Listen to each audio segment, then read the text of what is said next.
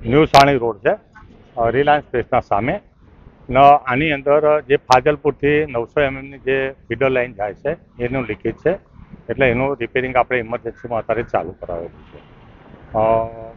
આ જે કામગીરી છે ગઈકાલે અમે અધિકારીઓ સાથે ભૂખી કાંસના ઉપર જે અતિથિ ગૃહની બાજુ નાળું આવેલું છે એ નાળાની અંદર જે પહોળું કરવાનું છે એના માટે અધિકારીઓને અમે બોલાવેલા, તો અધિકારીઓ અમે તે તપાસ કરતા પછી ધ્યાન ગયું કે ભૂખીની અંદર જે પાણી ચોખ્ખું જાય છે તો ખબર પડી કે કોઈ જગ્યાએ લીકેજ છે. તો કાલે અધિકારીઓ સાથે શોધતા આ લીકેજ અમને પકડાયેલું છે અને આ મળ્યું છે ને અત્યારે આપણે એની રિપેરિંગની કામગીરી ચાલુ કરાવી.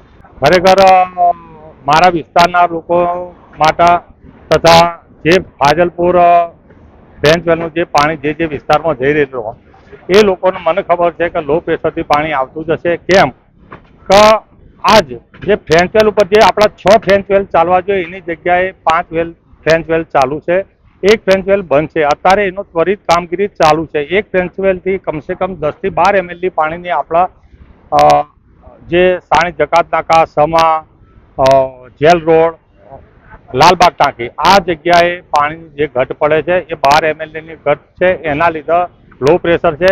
પરંતુ અમને ધ્યાન આવ્યું, અમે અધિકારીઓ હાથે થઈ ગયા, ત્વરિત કામ ચાલુ કરાવેલું છે. પહેલા 2 નાવડીથી અત્યારે 3 નાવડી મહીસાગરની અંદર ઉતારીને એનું કામગીરી આપણે ચાલુ કરાવી દીધેલી છે.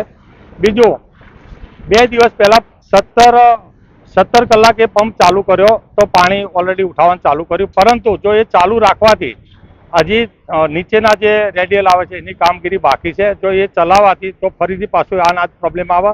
તો એ અધિકારીશ્રીને હાથે વાત થઈ, મારા લાયજનમાં હતો, મેં કીધું એમ કરો 2 દિવસ ભલે લેટ થાય, પરંતુ પાણી જે મારા વિસ્તારમાં જે 4.5 વર્ષ કમ્પ્લીટ પાણી આવ્યું એટલું મને પ્રેશરથી પાણી જોઈએ.